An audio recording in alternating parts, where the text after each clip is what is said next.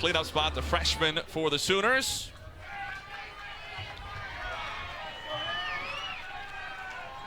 A packed house already. More people still making their way in. 61 degrees and very windy, gusting up into the 35-mile-an-hour range in the early evening in mid-Missouri. McCann fires in ball one at 5:02 local time. Scott Mayer is our home plate umpire. Tatum Stolzing at first base. Dave Reinecker at third. And Abigail Dayton up in the count. 1 ball and no strikes.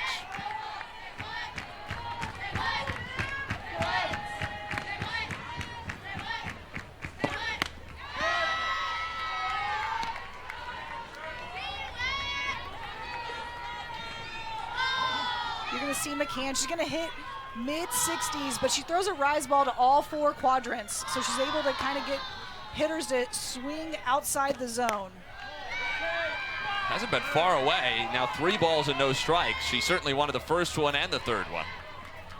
And that's something that can happen against this OU offense. They're so powerful. They can put the ball out of the park at any time, that the pitchers are trying to be so perfect and not necessarily kind of coming in a little bit more and relying on your defense.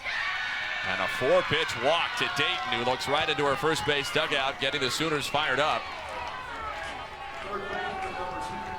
Downside, of course, for McCann is if she's afraid of the Oklahoma power, well, they really only get more powerful after Dayton. Every single person in this Oklahoma lineup is dangerous, and as a pitcher, you just kind of have to embrace that and go straight at them. You know, softball's hard. Hitting a softball is very hard, so you got to make them earn it. Ellie McEnroe-Marinas takes the first McCann strike of the evening.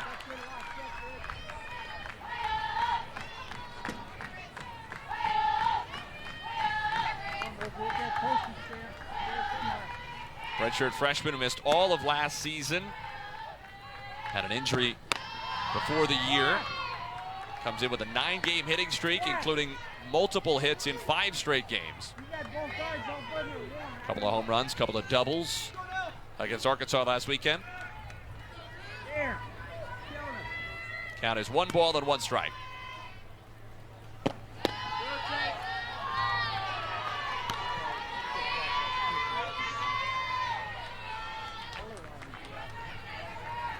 So your excellent numbers across the board, and you see the C on her chest.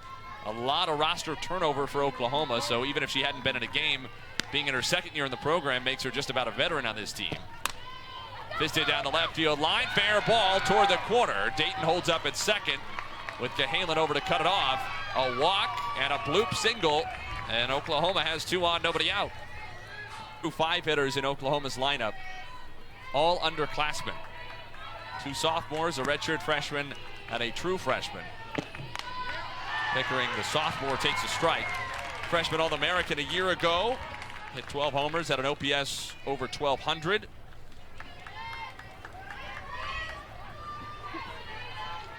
This season, the OPS is even better. And if anything, Patty Gasso was talking about her and Ella Parker as kids who haven't even fully gotten going yet, who are dealing at least to some degree with the pressure that comes with that great freshman season. But you look at her numbers, 14-10 OPS. If Cassidy Pickering hasn't gotten going, I wouldn't want to be somebody she faces in the second half of the year. Well, not even the OPS, just her batting average in general. She's seeing a lot of success at the plate. Couldn't hold up her swing, and Marissa McCann gets a big first strikeout.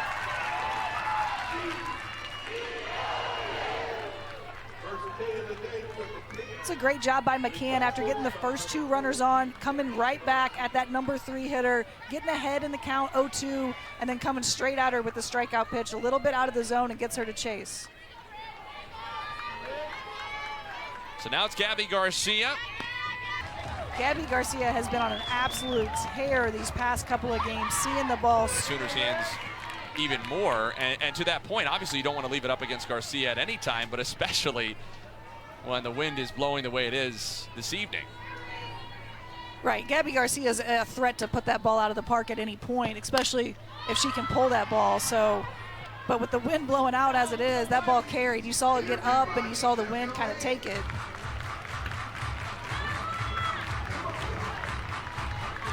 Parker, the sophomore, third-team All-American last year. Led the team as a true freshman, hit .415. Had 13 homers. Began this season with an 11-game hitting streak. That included 8 multi-hit games, 11 extra base hits. Was the SEC Player of the Week a couple of times in February. But she has cooled off of late. Last 8 games, she's 2 out of 16. Top Purdue second base, handled by Sophie Smith for the out.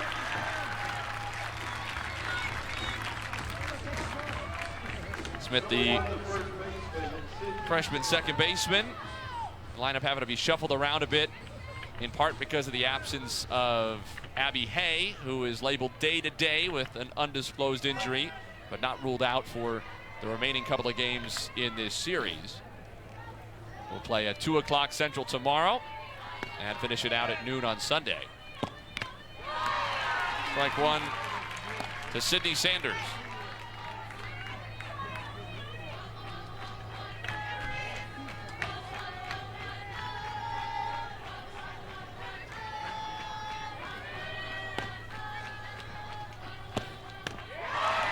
McCann goes off speed. She's thrown a couple of good breaking balls, 0-2.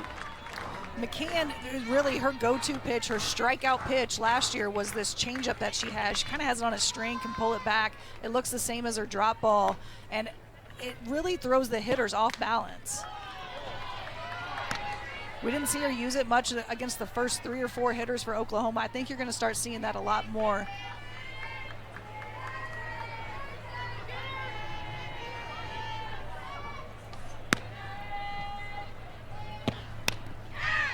Nub foul off the first base side.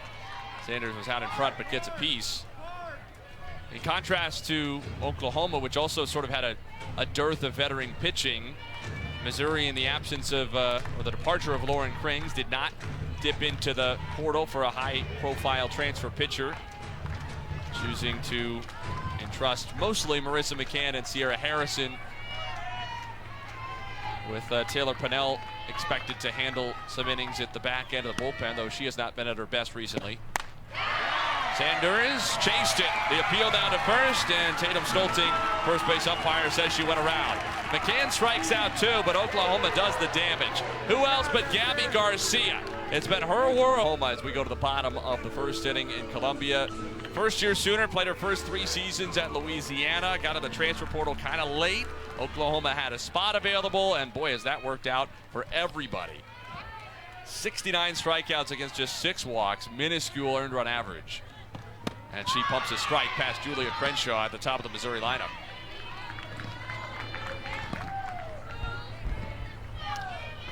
Landry, the reigning SEC pitcher of the week, tossed a combined 11 1/3 scoreless innings with 10 strikeouts. And only allowed 7 base runners against Arkansas last weekend at Fayetteville. Had a complete game win in the series opener and saves in the next couple of games, so no surprise Patty Gasso told us she's feeling healthy again after she did not pitch in the first SEC series against South Carolina. Strike 3 called. Landry starts with a 3-pitch strikeout of Julia Crenshaw. Missouri. Kara Daly, Taylor Ebbs, Stefania Abrascato, Madison Updegrove, Sophie Smith, Kaylee Langer, and Claire Cahalan round out the Missouri lineup. Walker has a team-high 12 homers this year.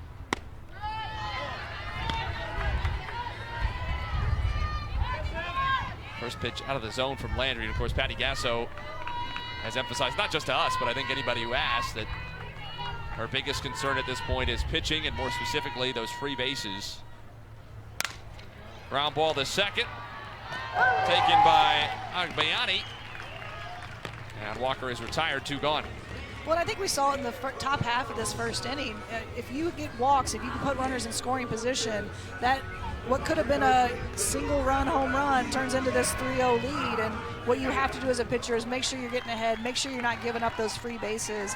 And Coach Gasso was really big on that when we talked to her about what they could improve on.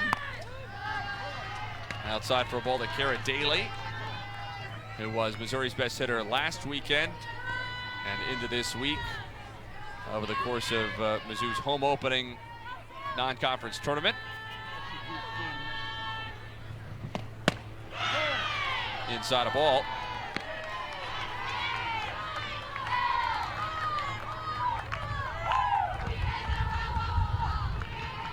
They had over 500, a couple of homers, 3 doubles, 11 batted in over the home opening weekend for Mizzou.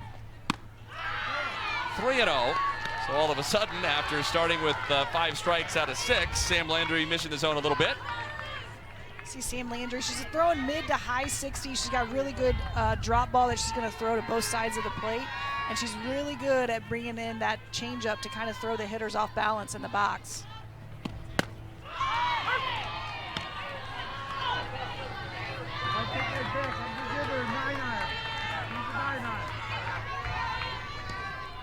Strikeout of Crenshaw, ground out to second for Walker. Landry's 3-1 pitch to Kara Daly. Out in front. There's the mix of speeds, and the count is full.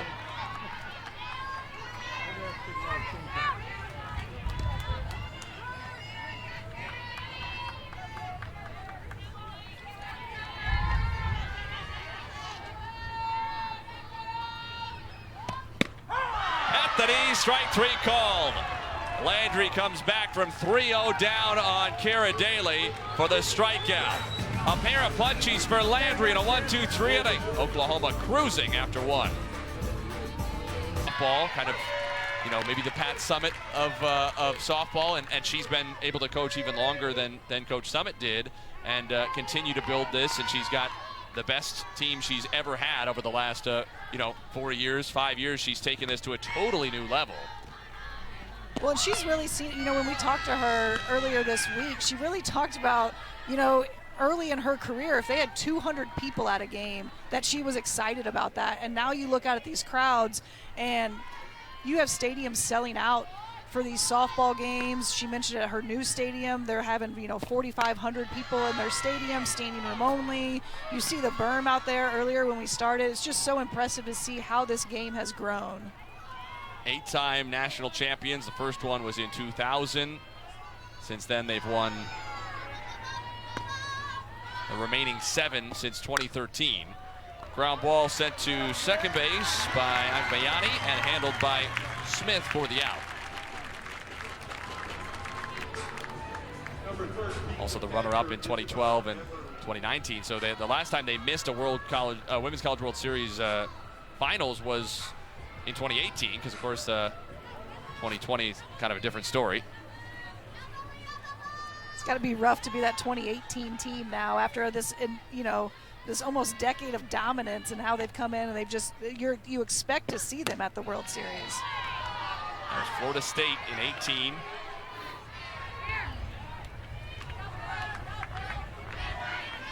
Who won the national championship. UCLA then won it in 19 over Oklahoma. And nobody else has won it since.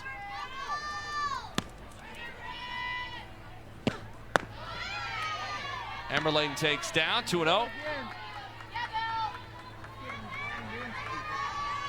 Well, and where you've seen McCann be the most successful in these first, inning and 1 out is when she's getting ahead of the hitters. When she gets behind the hitters, she's going to have to miss right over the plate, and that is dangerous with OU. Walker called off by Smith, who makes this tumbling catch. Just snow-coned it in the edge of the webbing, fighting the wind, fighting the sun in shallow right. Mizzou baseball is home tonight as well. They're getting underway in about 40 minutes against Ole Miss.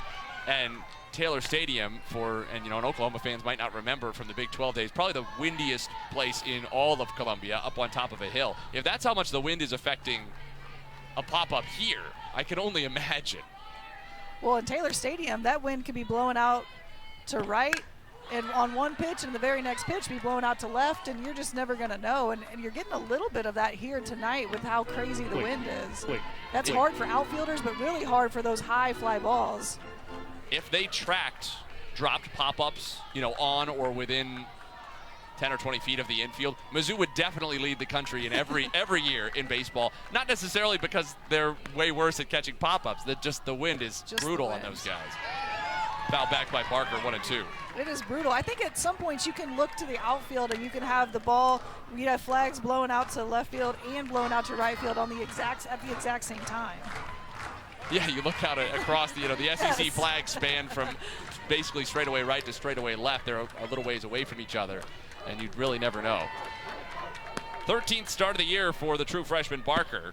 And she takes strike three called over the outside. So McCann, after giving up the 3-run homer to Garcia in the first, bounces back with a 1-2-3 inning in the second, giving her bats a chance to get going.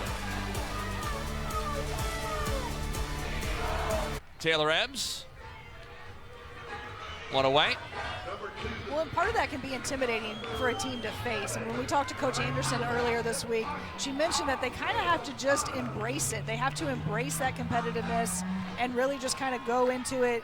If you want to be the best, you got to beat the best. So you can't be intimidated by who they are and what they do, being this 4-peat college, world champion. They really have to just embrace it.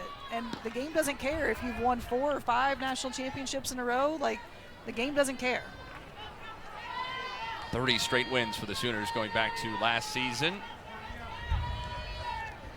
Stefania Abrascato takes the ball 1-1. That was a 9-3 defeat against Florida on June 3rd of last year in Oklahoma City. Of course, OU, on top of everything else, also owns the Division I winning streak record, a mark they shattered. Won 71 games in a row from February 2023 to March of last season.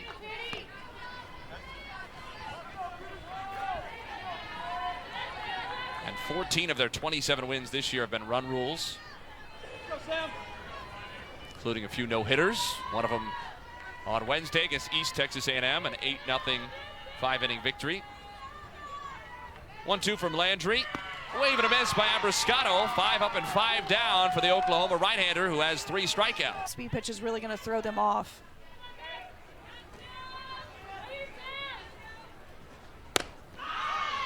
Strike to Madison Updegrove, true freshman from here in Columbia. 264 with a couple of home runs to start her college career.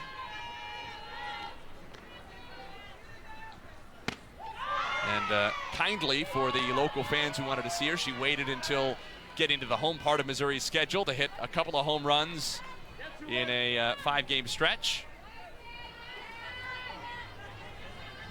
Wanted to make sure she had all of her fans in the stands, so to see that first college home run.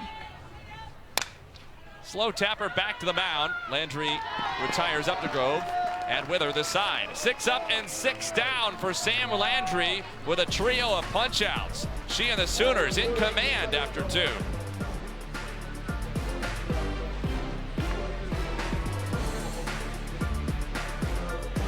Lower caliber of competition than what Mizzou faces in the SEC, and for that matter, what Mizzou faced in a really difficult non-conference. Dayton golfs one foul down the right side for a strike. But nonetheless, it's at least what Larissa Anderson would have wanted out of playing a slightly easier weekend, because she said to us, if I had it to do over again, I would have made a much easier non-conference schedule. Maybe much is overstating it, but at least a couple more games that we'd feel confident about winning, just to not have to worry about the 500 cutoff for postseason eligibility. So that was an opportunity to kind of get right. Right, and I think, Mizzou has the number 4 hardest schedule in the nation. So when we talk to Coach Anderson, you obviously want to get your team ready for postseason play. But when you have a young team, when you have a pitching staff that hasn't been, tested as much as they have in the past, you're missing your ace from last season. That's a really hard thing to get those pitchers to go in and be successful. And then, we saw it against that Kentucky series with Mizzou. They hit well enough to win those games, and their pitchers in the circle were not nearly as good as Coach Anderson needed them to be. 1-2 to Dayton. Another first-year Sooner. There are a number of transfers on this team because Oklahoma had to reload. Dayton spent the last 2 years at Utah, All-America last season, 431 average, OPS over 1,100. McCann's 2-2 delivery. Dayton to short, taken by Updegrove. Rocket throw from a sidearm slot, and Dayton retired. That almost took Madison Walker's glove into the dugout. Almost took her foot off the bag as well. You can see Mizzou's had to shift up their defense with Abby Hay having to sit out this game, and moving Updegrove, who's been playing second base over to shortstop, which is where she played in high school, but still it's just a little bit different of an angle for that throw. You know, Madison Walker has been playing third base, so just a little bit of a different look for both of them. One away. McCann's retired 5 straight Sooners going back to that first inning, but Gabby Garcia made the most of the rally for OU with a 3-run homer. Should say 6 straight Sooners, actually, because there was 1 out at the time of the home run. Since then, 3 ground outs, a pop-up, and a couple of strikeouts for McCann. Macklemore Marinas had a single her first time. And the count 1 ball and 1 strike. The redshirt freshman captain.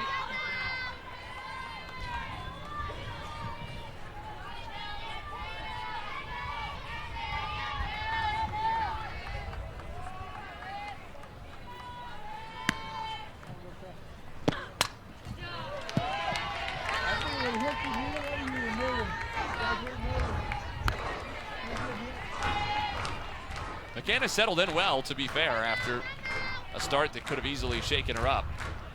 You see her using her, really relying on this off-speed pitch that she has and kind of trying to keep these hitters off balance, so you don't want them sitting back on any of the pitches that you throw hard. Even with the break, it's still, there's such good hitters, such good hand-eye coordination, such a presence in the box that you're really going to have to rely on changing speeds to kind of throw them off.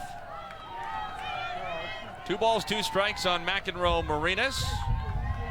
Now a 10-game hitting streak for her after her first inning single. Off the end of the bat into shallow center. Langer coming on the dive, makes the catch. I suppose the first diving catch was, first of all, an infielder, and second of all, maybe less a great play and more a hang on for dear life for Sophie Smith. Still a good catch Still at the a end. good catch. It's a lot harder than it looks out there with the wind and the sun. That sun is going to play some tricks on him as well. Here's Cassidy Pickering, who struck out back in the first inning.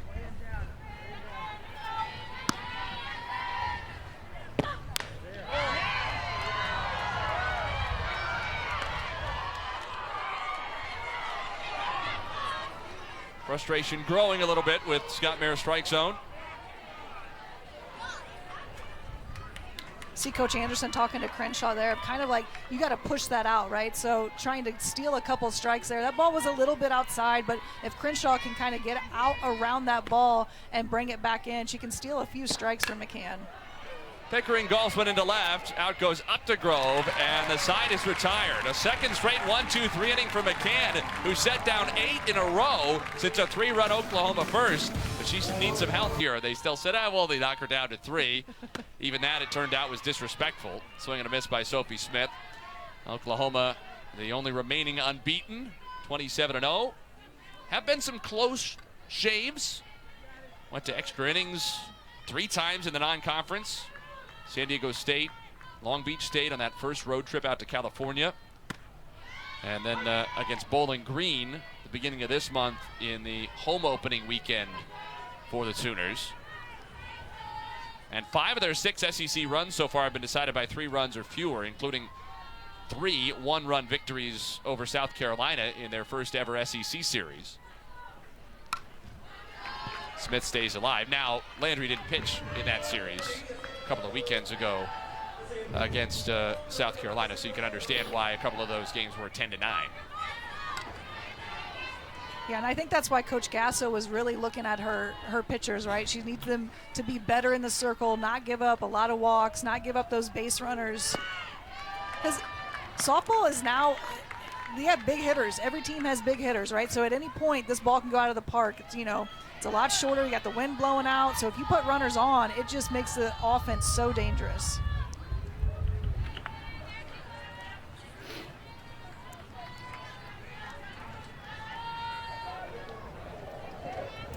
See Landry in the top 9 of the SEC in all of those categories. Those numbers have gone up. Well, not the ERA or the opponent batting average, but the strikeouts on the rise already. 1-2. Just missed inside. 2 balls, 2 strikes on Smith. 3 punch outs for Landry and 3 ground balls. Nothing has left the infield.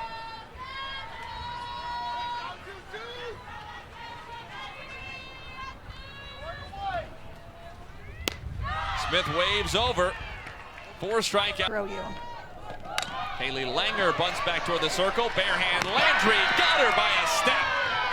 Big play for Sam Landry, who has not allowed a base runner yet. And she has 2 down in the 3rd. Such an athletic play by Landry, hopping off there. That's a tough, really tough to come out as a pitcher, right? You're off balance. She comes off, she gets that ball. If the third baseman has to field that, Landry's going to be safe. Here's Claire Cahalan. Not moving her feet on the first pitch, takes a strike, and the crowd didn't like it. Do you like that little tongue waggle from Landry into catcher Emmerling? She's like, yeah, that was a pretty good play. Yeah. Hey, look at that. Bella, remember that time that you said I wasn't athletic enough getting out to field my position? Yeah, eat some of that. Sometimes pitchers have to prove themselves, right? So, you know, no one wants them to catch the fly ball. They're always getting called off out there. So to prove that, hey, I'm athletic, look at this. I can field this ball and throw her out. You know, Pat McAfee started doing the punters are people too thing. Yeah. I feel like there's a little bit of that with pitchers. We don't talk about it in the same way because everybody views pitchers as really important as opposed to sort of peripheral in the way that punters are. But in terms of them being treated as kind of different than everyone else, I think that's maybe true here as well.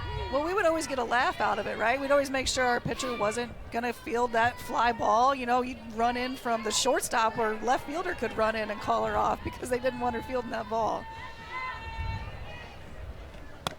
Yeah, I love when there's a pop-up caught right on the pitching rubber. Yes. Literally exactly.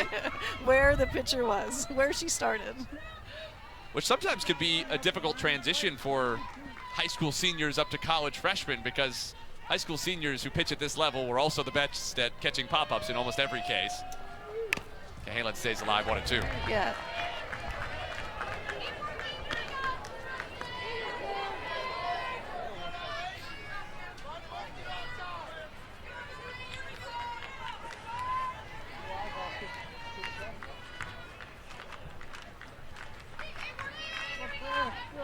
Landry with another 1-2.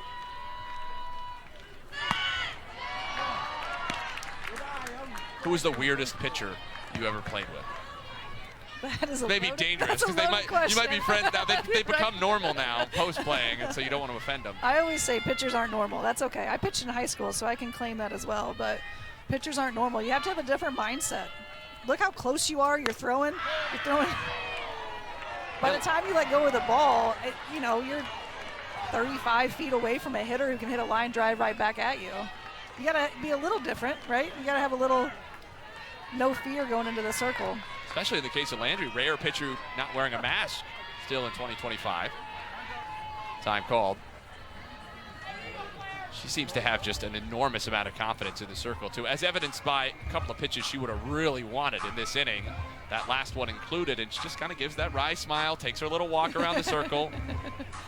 That's a definite senior in the circle out there, right? She's got a lot of experience. She's got a lot of confidence in herself, and you have to have that as a pitcher. You can't have any doubt in your mind. Payoff to Cahalan. To first, awkward for Sanders, race to the bag, Cahalan is safe. Missouri has its first base runner, maybe its first hit. Cahalan aboard with 2 down in the 3rd.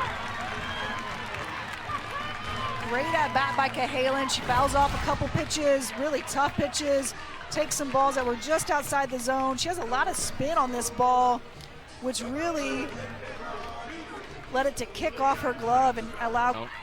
Most official scorers will tell you they want the first hit to be clean because you just never know, and certainly the way Sam Landry is pitching so far this evening, you never know. Here's Julia Crenshaw, who struck out on 3 pitches against Landry to open the home first.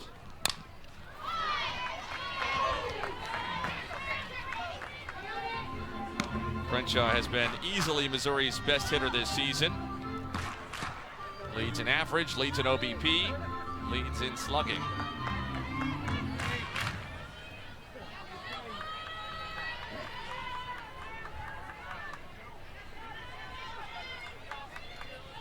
One. Outside corner, strike 2.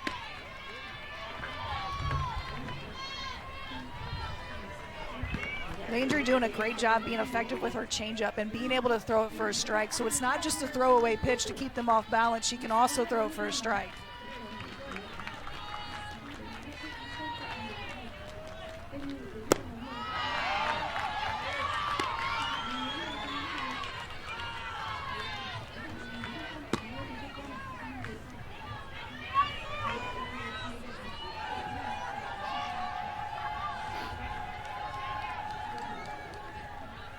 Two and two.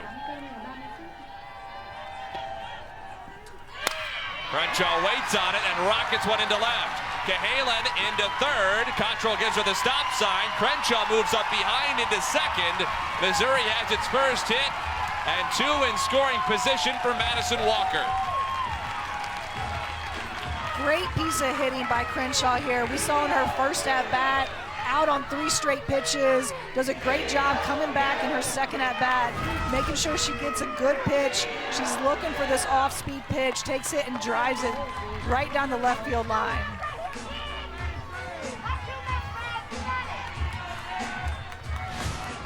I think maybe that's part of the approach for Missouri hitters if they're feeling a little overwhelmed by Sam Landry the first time, that you just start to sit on a particular pitch or a particular speed or a particular location, something to narrow it down. That's what they're going to have to do to be successful against her. She's such a good pitcher. She throws so many, like she throws a great break drop ball, she throws a great rise ball, and she's got this great changeup. So if you can sit on a changeup that she's going to throw into the zone, that's where they're going to see their most success.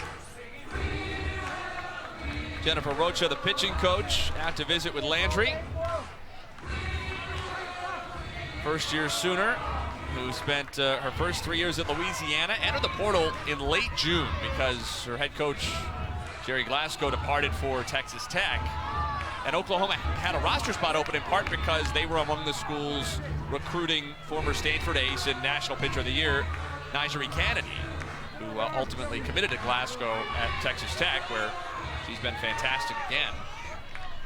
But Landry has been at least comparably good for Oklahoma, especially because she's faced tougher competition than Kennedy has this year. Pitch is high for a ball. And it feels like Landry is starting to really establish herself, especially with last weekend in Fayetteville, as Oklahoma's ace. Maybe not going to be an ace who throws 15-plus innings every weekend, but a clear top option. Because it was a pretty even spread of innings among certainly the top few Oklahoma pitchers in the early going this year. Some of that was Landry's health. When we talked to Coach Gasso early in the week, she said, we're going to see Landry a lot. And then after that, it's really going to have to be on a case-by-case basis, right? So all hands on deck, really going to have to break down the Missouri lineup to see which pitcher is going to be best for them. She said Landry could and would throw all weekend if she asked her, or maybe even if she just let her. But that's not the way that Patty Gasso wants to approach things anymore. Made that decision. Not going to ride one pitcher to that degree. 1-2 on Walker. 2 in scoring position. Walker back toward the middle. Tough play, Garcia on the move to retire the side and save the 0 for Sam Landry. Missouri puts 2 in scoring position but does not score, and Gabby Garcia, who's accounted for all 3 of the runs so far, will lead off in the 4th for Oklahoma. A crucial time for Madison Walker to kind of step up. She hit the ball really well. Gabby Garcia, who we're going to see offensively here, but made a phenomenal play at shortstop and made it look easy and like it's an everyday play. But Madison Walker hit that ball hard, and she made a great play over at shortstop. Garcia, the 3-run homer out to right back in the first inning. That's all the scoring. McCann has really settled in fantastically well for Missouri at this point. Since Garcia last came up, 8 Sooners in a row have been retired. McCann definitely did not have her best stuff in that first inning. She came out, she gave up some walks and then she left the ball up to Garcia, and Garcia is going to make you pay for that. So McCann since then has really settled in. She's been getting ahead of the hitters, really throwing her changeup and her off-speed pitches a little bit better, more in the zone to kind of tempt those OU hitters.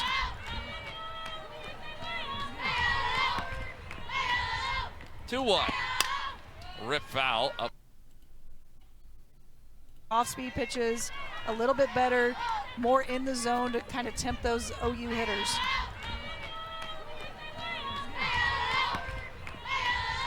Two one.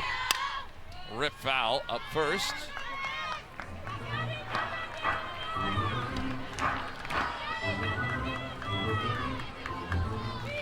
Garcia is so relaxed at the plate. She's singing along to the faux organ playing in the stadium. I'd be relaxed too about a 14-game hitting streak with 9 home runs over that span. Ripped towards second, but snared by Smith. Even Garcia's outs are rockets, but it's 9 in a. If you did that in a video game, you would go to the settings menu and you would turn up the difficulty. Yes. Garcia's calling the SEC office. If you guys got anybody tougher? Those are video game numbers. That's happening right now to an actual freshman in the SEC. Here's Ella Parker. 1 ball, 1 strike. Parker granted his second or first time.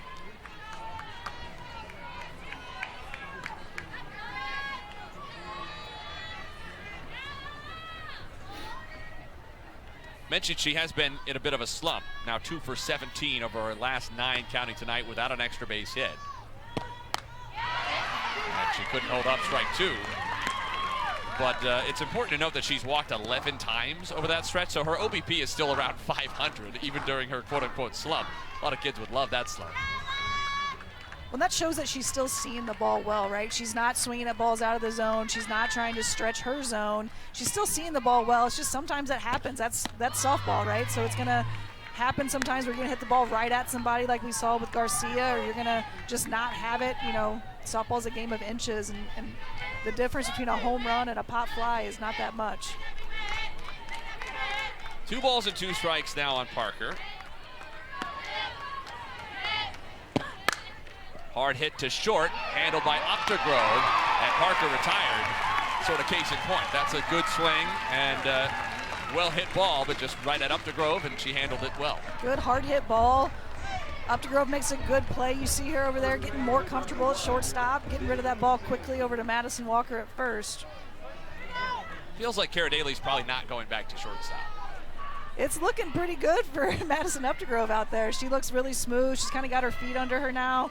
She played a little bit of shortstop early in the year, and you could tell she wasn't quite as comfortable yet and had made that shift to second base. But you see her out there now after she's gotten a lot more comfortable, and she's looking very smooth. And sometimes it just takes, you know, something out of the coach's control to prompt switching things up in a way that ends up working.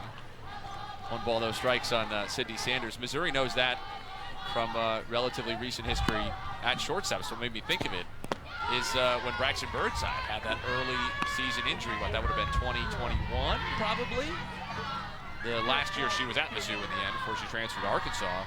And it brought basically 0-star recruit from nowhere, Iowa, Brooke Wilmus, off the bench to become one of the better players in the history of Missouri softball. Sometimes you just need that chance, right? You just need that opportunity to get out there and prove yourself. I think that was farther back even than 21, now that I think about it. I think you're right. I think it was before, definitely before the 2020 season. Right, it must have been 19. Yeah. Maybe 19. Was that the interim, the Gina Fogan? I'm going to have to look it up now. This is what I get for bringing something up that you didn't have. that I didn't have already. 3 balls, 1 strike. Either way, it did happen that way. Birdside really did get hurt, and Brooke Wilmus really did come in. That was a real story. We just don't know what year I just don't know what year it was. Sanders struck out her first time, way ahead at 3-1. McCann has only walked 1 batter. It was the very first of the game. Well, there's number 2. Sapped a string of 10 Sooners in a row retired. Still, they have only 2 hits in the game. One was the jam shot bloop down the left side by McEnroe Marinas in the first, and the second one was the Gabby Garcia homer out to right.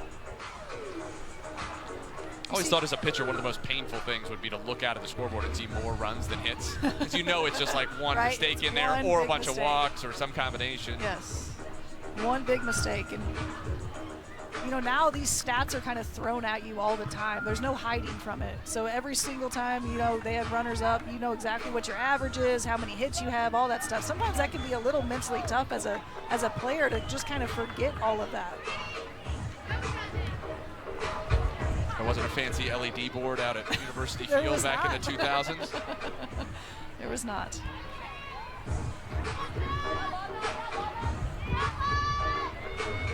Although as new and as nice as this stadium is, the OU players probably step in here and like, oh, well, playing Double-A this weekend, I guess, compared to Love's Field. They just have that brand new field. You know, before then, and deservedly so, they absolutely deserve that brand new field. It's very pretty. It's got all the amenities, right? Looks you got spectacular.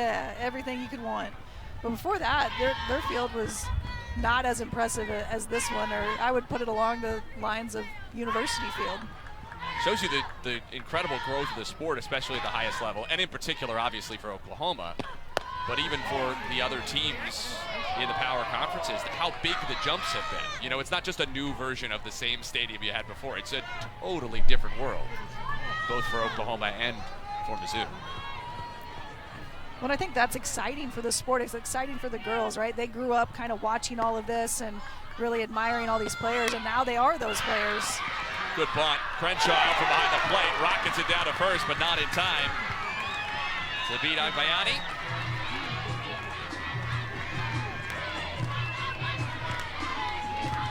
So 2 on for Oklahoma with 2 out. And it brings up Isabella Emmerling.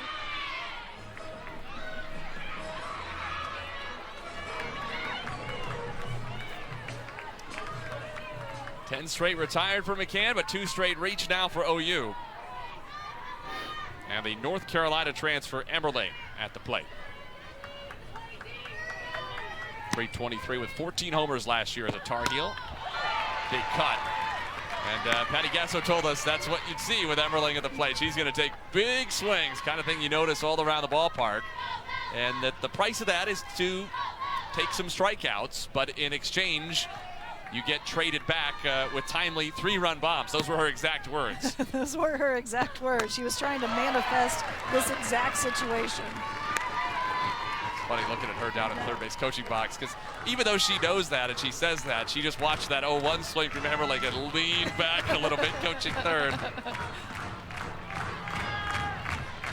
Even when you know it's coming, it's hard not to have a reaction to that. Strike 3 called. Emmerling goes down on 3 pitches, and McCann wiggles out of a 2-out Oklahoma rally. Third straight 0 on the board for the Sooners, but there's nothing but zeros on the board for the Tigers.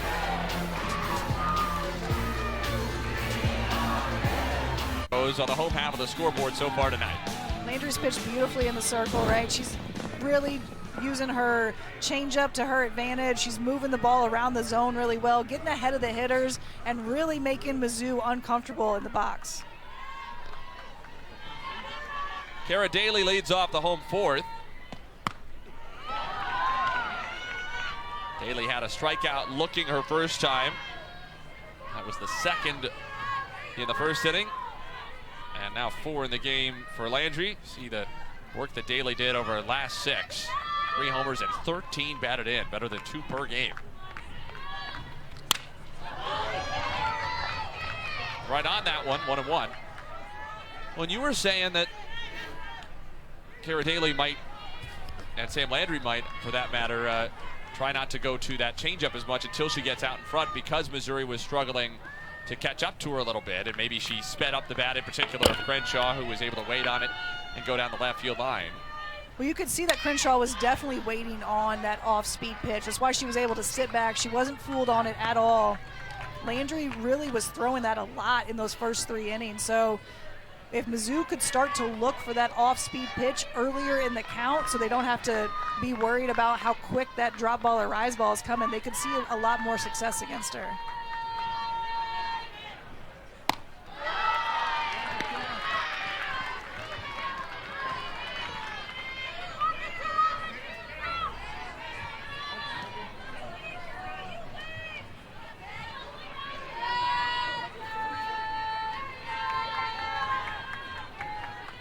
Landry's 2-2 pitch.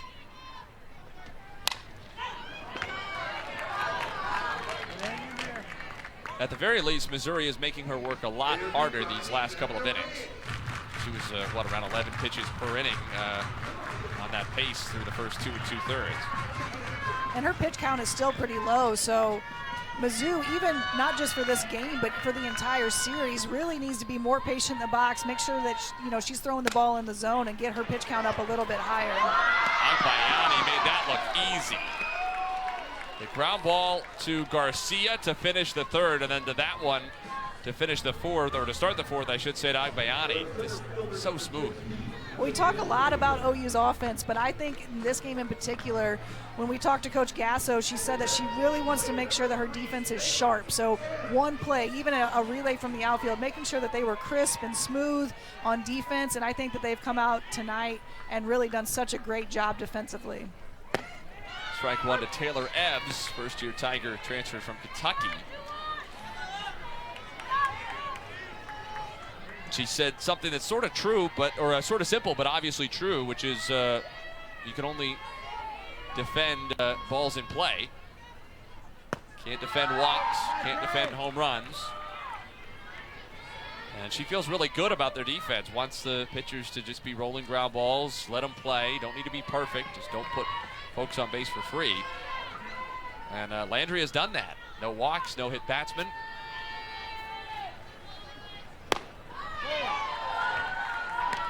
Crenshaw officially got a single, by the way, moved up to second on the throw on that in the official scoring. So it's one single to Crenshaw and a reach on error for Claire Cahalan.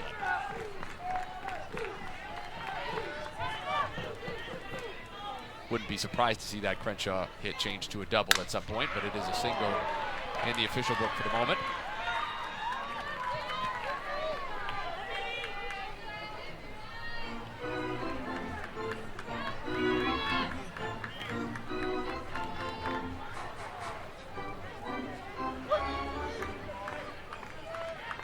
Ebbs had a ground out to the first baseman Sanders, leading off the second inning, her first time up. One away now in the fourth. Landry's 2-2 offering.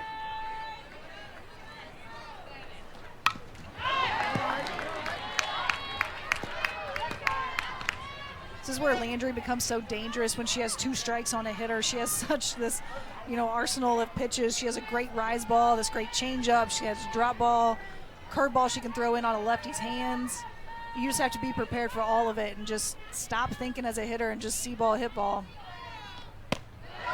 Down and away, full count.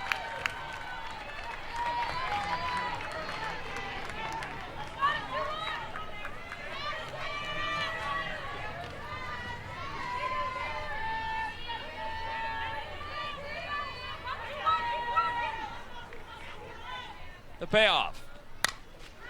Do it again. Great at bat by Ebbs here. Seen a lot of pitches, fouled off a couple really tough pitches from Landry, trying to just make sure she can stay alive and get her pitch.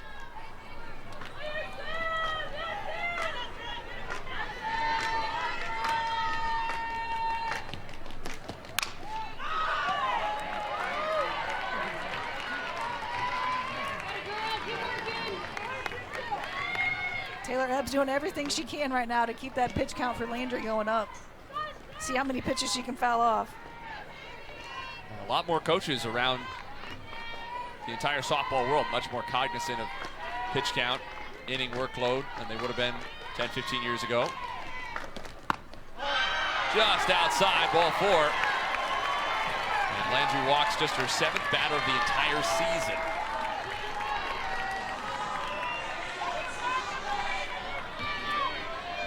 Great at-bat by Ebbs there. Saw 9 pitches, fouled off some really tough ones, able to get the walk.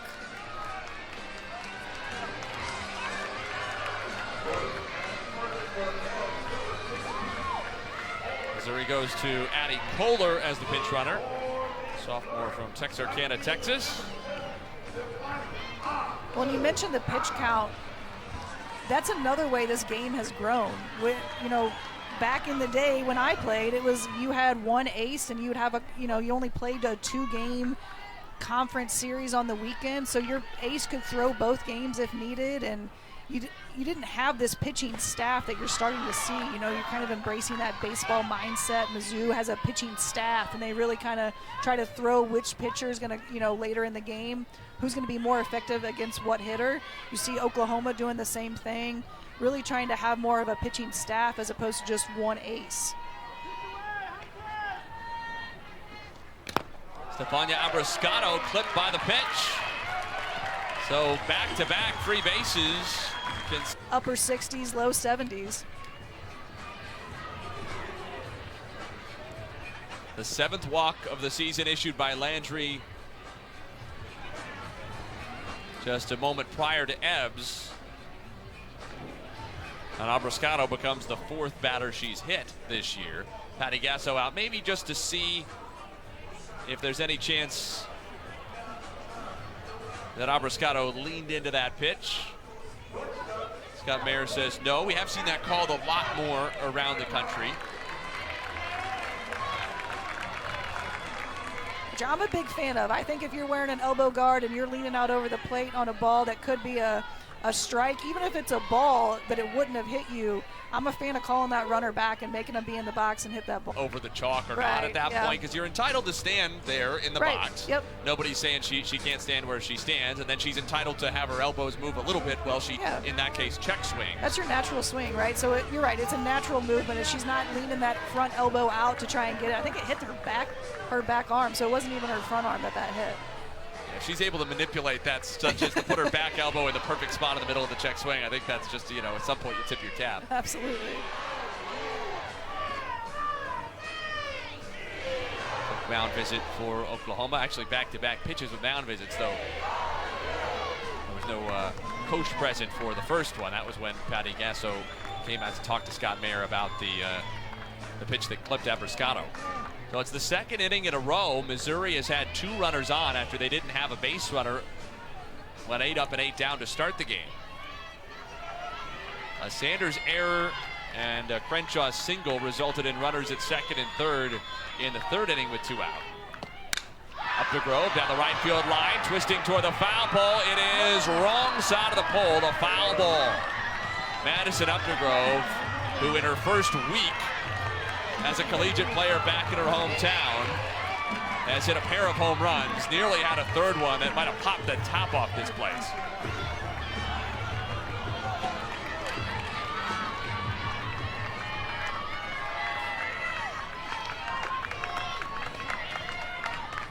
Landry's 1-1 delivery.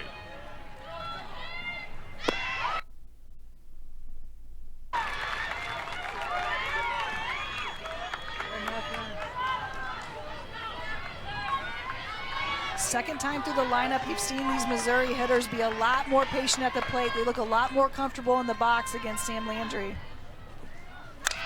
Updegrove to left. Back goes Pickering with room in front of the track for the 2nd out.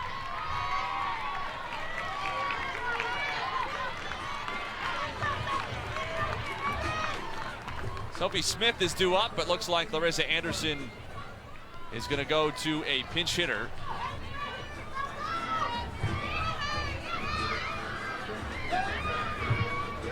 Coach Anderson trying to get some sort of spark coming off the bench, having runners, you know, out there. Doesn't want to leave any runners on bases, and you can't do that against Oklahoma if you want to win. Hayden Sokolowski, transfer from Oklahoma State, so well familiar with the Sooners, settles into the righty batter's box. Has her own rival with OU.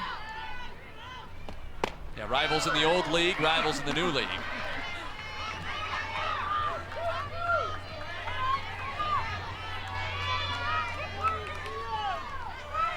And frankly, to the extent that Missouri and Oklahoma is a rivalry, I think it's looked a little more as a rivalry by Mizzou fans than it is by Oklahoma fans.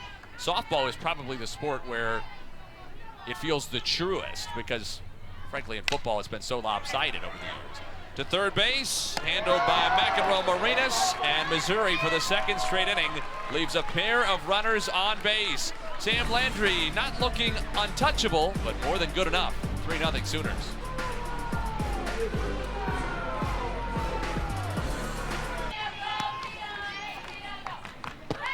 It's the bottom of the Oklahoma lineup. And Tia Malloy is pinch hitting for Sydney Barker in the 9 spot. Abigail Dayton and Nellie McEnroe-Marinas are scheduled to follow for the Sooners in the visitors' 5th. Malloy, another true freshman, homered in her first collegiate start back on opening weekend against Cal Baptist. Followed it up with another long ball the next day against Loyola Marymount, but that has gone cold this month, although, to be fair, she hasn't gotten a tremendous number of opportunities. McCann's 1-1 is floated toward second base and taken by Smith. All the way is the first out. It's a big time out for McCann, right? You want to make sure you come out and you get that number 9 hitter. OU offensive is impressive 1 through 9, but the 1 through 5 hitters are deadly. So you want to make sure that you can get that number 9 hitter, get that first out, and not put any runners on base. Top of the order in Abigail Dayton now. Had a walk and scored in the first inning, grounded out to shorter last time in the 3rd. She also homered in her Oklahoma debut, opener against Cal State Northridge.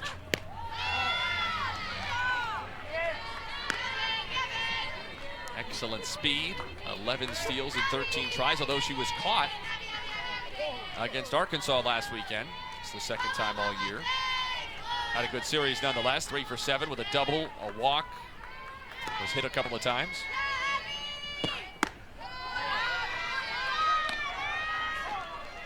Mentioned she was an All-American last year at Utah, hit .431. She was almost unbelievably consistent from February 24th all the way to the end of the season. Her average never dipped below .430. That's incredible. We talked about video game numbers. Those are video game numbers. Those are like AI numbers or something. like you're sending a robot out there and like you programmed it, don't hit 700. It right. won't be believable. Right. Let's do 440. Just stay around the 435, 430. That'll be fine.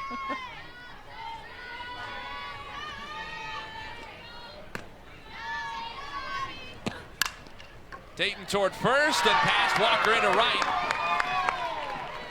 Oklahoma has its 4th hit. Dayton is aboard for the 2nd time in 3 trips. I think that's the first time you've really seen Walker look not as comfortable at first base, was on that hit, not knowing, do I have one more step before I got to get back? She could have had, I think she had another step and a half before she would have to retreat back to first base, especially with Sophie Smith playing up the middle as much as she is. Is first base the most underrated position in terms of difficulty, you think? Absolutely, because I think, yes, you have to have really great footwork around the bag at all times, but you have to know when you have to let that ball go and rely on your second baseman. Especially in softball, a little different than baseball. You got to worry about that bunt situation. Like most of the times that first baseman is crashing. She's not going to sit back and take that throw. So just really having to be a really athletic position in which doesn't get a lot of credit. McEnroe-Marinas is 1 for 2. Rips it toward third, but foul. We talked about it in the context of Madison Updegrove at short, but if she's able to stay there and keep Kara Daly at third, what an asset as well for Missouri with what a great third baseman Daly has become. And you can see it on that dive. Not only is she covering all of fair territory, she's probably covering 6 to 12 inches of foul territory too. Yeah, and I think she looked really good as a shortstop early in the year, but she really kind of made a name for herself as a third baseman. She's got really good glove work, really good footwork over there, and covers a lot of ground. She's tall, and she can really make sure she covers that 5-6 hole really well in between for that ball that's hit between the shortstop and third baseman. Right, you normally don't talk about height as an advantage for an infielder because usually height, has a at least vaguely linear relationship with red shirt freshman, captain, really comes through here. This is a big time hit by her. Really great at bat. She hasn't, she got that base hit in the first inning. Boost from it. Here's Cassidy Pickering, takes a strike. It didn't stay in the air very long. It got out in a hurry. If the wind we have to right were blowing out to left, it might have taken that one over the berm. Certainly would have threatened.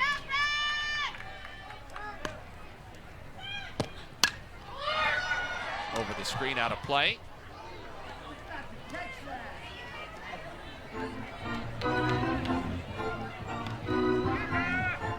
know, I've noticed about this Mizzou softball crowd, very supportive of the team, tough on each other.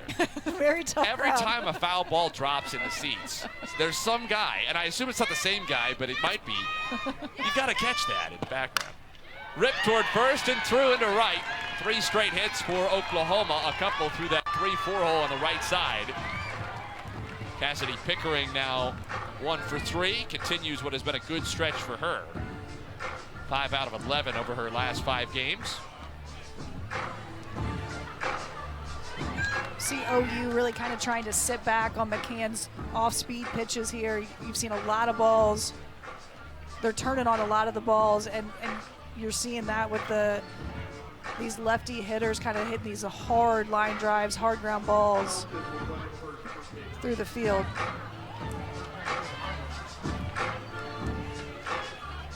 Gabby Garcia is the scheduled hitter. And Oklahoma's going to Cheney Helton as a pinch runner over at first, freshman who has been used primarily as a pinch runner this year. First team All-State softball player in Oklahoma last year, but her high school track experience has been more handy. She was a 3-time Oklahoma finalist in the 200-meter dash. So safe to say excellent speed on the base paths for the Sooners. Now a 5-0 in the 5th. And Garcia, who as it stands has the game-winning hit, just 4 batters into the night, is at the plate. 3-run shot out to right in the first inning, and a smoked line out to second in the 4th inning. In fact, I wonder if her line out was hit even harder with a higher exit velocity than the home run. It wouldn't shock me. I do think she hit that ball harder than her home run. She got a little underneath the home run, and she's so strong, has such a good swing, she's able to get it out. But that line drive at Sophie Smith in her last at-bat was absolutely destroyed.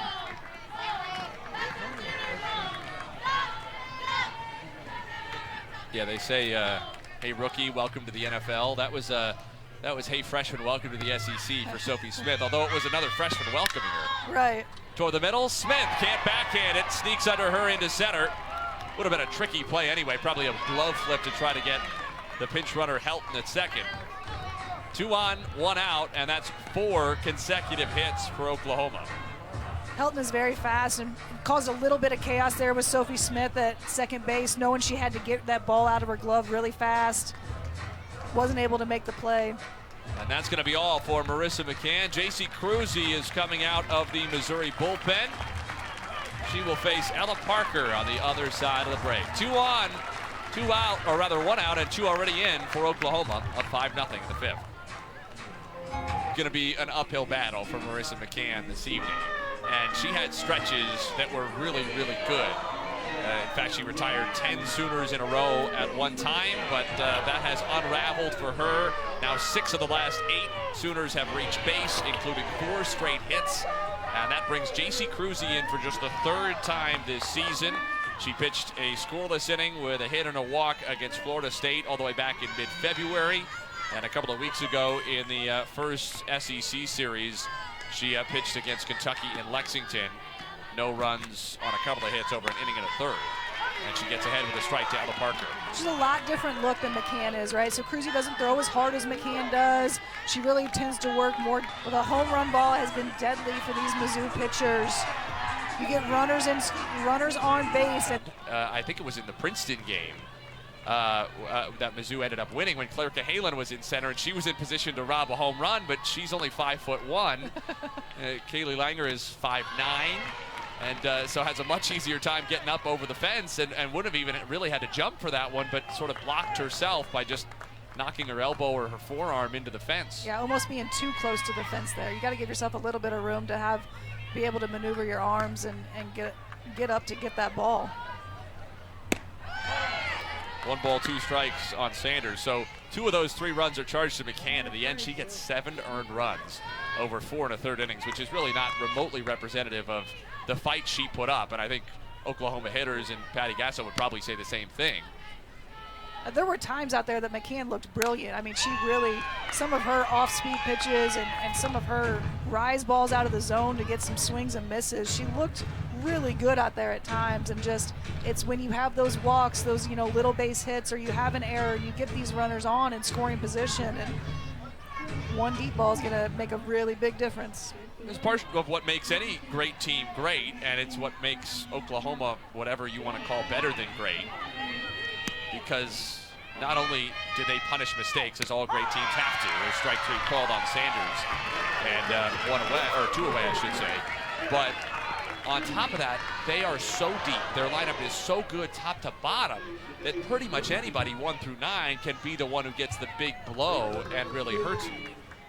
Yeah, I mean, that's everyone in the SEC, right? They all have the ability to put the ball out of the park, but OU just takes it to a different level, so you never get a break. You can't take any pitch off if you're a pitcher for Mizzou in this series, and that can be tough, right? So even if you just miss by a little bit, OU can make you pay 1 through 9 with their hitters.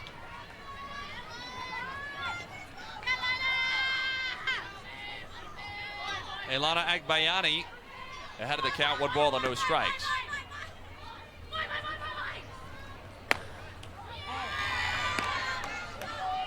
Ground out to second and a single for Agbayani.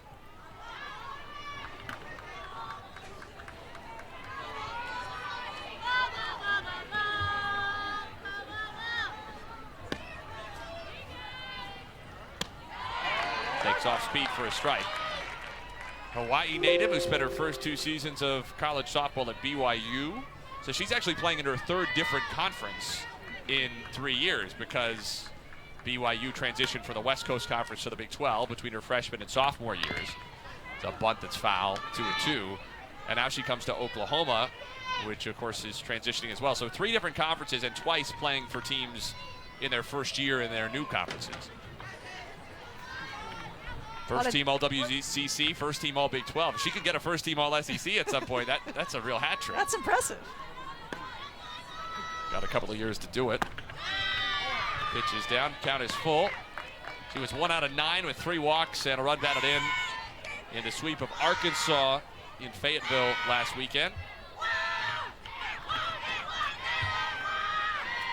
Off to a 1-for-2 start.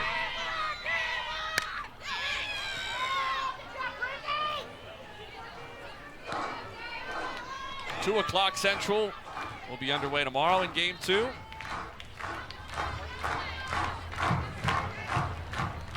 And noon on Sunday to close out the series. Be interesting to see how Oklahoma approaches the remaining 2 games from a pitching standpoint. Just missed ball 4. Certainly we wouldn't expect to see Sam Landry start tomorrow. I think you'll see a pitch by committee tomorrow, and then I would not be surprised, though, to see Sam Landry brought back out for the Sunday game. Patty Gasso maybe just made a spur-of-the-moment decision to pinch hit for Emmerling, because she was on her way to the plate. A lot of times you see the pinch hitter already out of the on-deck circle, but Emmerling was walking up, and JT Gasso, Patty's son, is going to have to come all the way out and say, exactly who did you want here? It's going to be Maya Bland.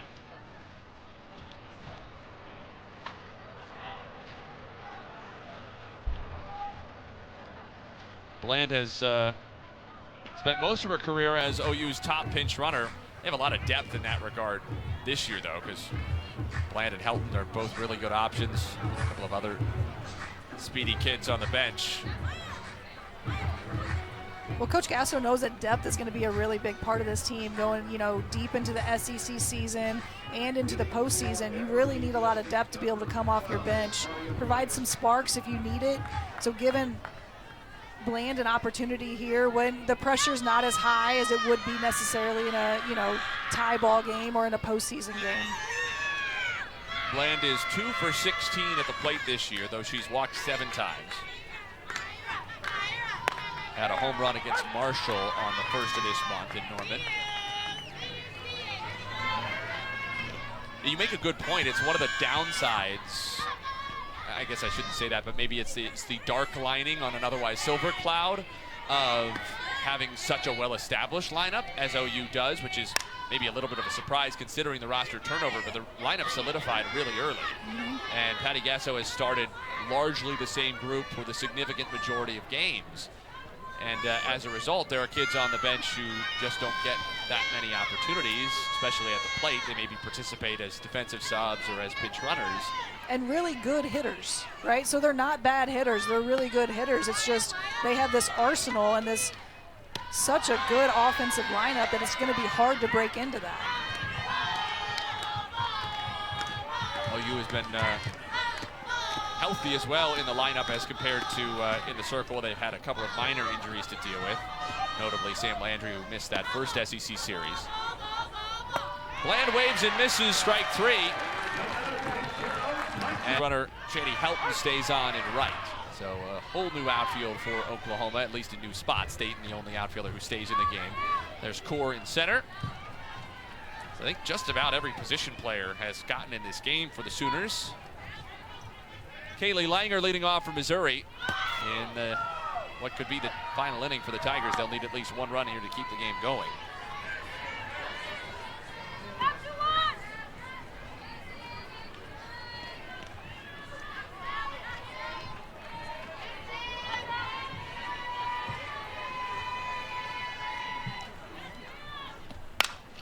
Langer ropes it toward left, but it is snared by Dayton. One away.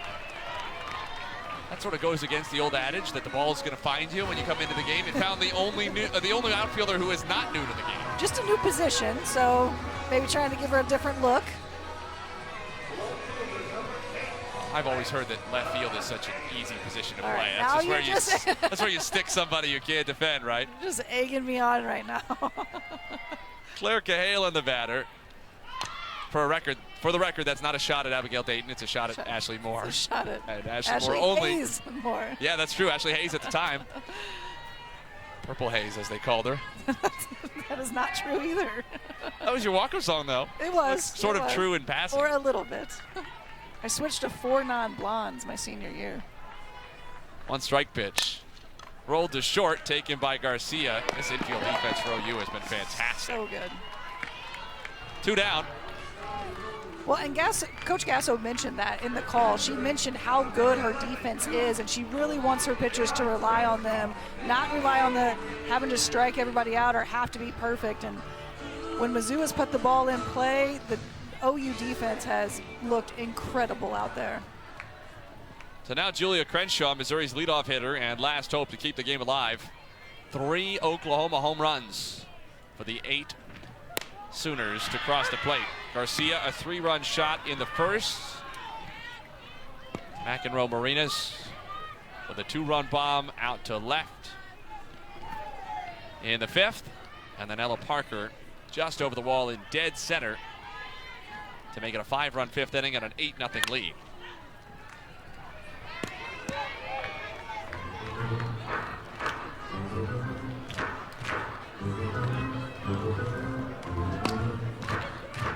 Sooners fans should stick with us. Well, everybody should. And we'll talk to Sam Landry quick as we can after this final out. She has been very good yet again. Reigning SEC Pitcher of the Week. Crenshaw just got a piece. This will be an 8th straight loss for Missouri against Oklahoma.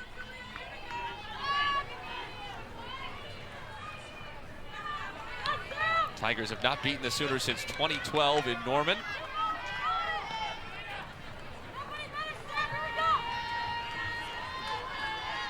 Oh, and 2 again. Landry looked so good out there in the circle. She came out, she got ahead of the hitters, only gave up 1 hit. And then the OU offense just came up huge for them, and that's exactly what they do. You know, game in and game out. They can hit the long ball, they put runners in scoring position, and they make you pay. Landry allowed 1 hit. Nearly another no-hitter for Oklahoma pitching. Julia Crenshaw had a line drive down the left field line in the 3rd inning, and that was the only hit for Mizzou. Landry walked 1, hit 1. And one other Tiger reached on an error. That was it. And she was so good. We were both looking at each other, you know, going into the 3rd inning thinking this could be who knows what. And Sam Landry is with us now. Sam, thank you so much for taking the time to be with us. And, you had your good stuff working right away. You've had your good stuff working in all of your SEC appearances so far. 4 times you've pitched in the SEC, no runs. This conference easy for you or what? No, it is not an easy conference, but I'm having a lot of fun out there. I'm just trying to attack hitters, stay with what I know, and just, like I said, have fun, trust my defense. They look amazing right now, and the hitters are putting up runs, so we're just going to roll with that. Sam, your defense looks really good out there, but you looked incredible in the circle tonight. What pitches were working for you the most, do you think? I felt like everything felt pretty good. I had a pretty good feel of it. Everything just felt good. I was trying to keep them off balance. I felt like towards the end, I kind of started losing just a little bit, but as in control and going at the hitters, but just getting right back into it, knowing my defense was there. They kept coming up to me, telling me just get them a ground ball, and I was like, all right, here we go.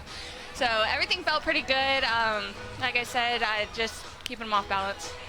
Sam, we talked to Coach Gasso, who said, Sam would probably pitch the entirety of the weekend if I asked her to, if I let her pitch the whole weekend, but I want to be careful about innings. And, last weekend against Arkansas, you had the complete game in game 1 and then came out of the bullpen for the saves in game 2 and 3. Both mentally and physically, after you throw, in this case, 5 innings in game 1, how do you approach games 2 and 3 to be ready to help the team when called upon? Yeah, I kind of just don't think about anything before. I think softball is a game of short-term memory, so I kind of got to flush anything that happened today because the hitters can come out completely different tomorrow when, if I get in the circle again, they can be completely different, have a completely different approach. So you kind of have to forget everything that already happened and just start new, stick to the scouting report, trust your stuff, trust your team. Sam, we appreciate your time. Great work today. Congratulations. Thank you. Thank y'all. Thanks, Sam.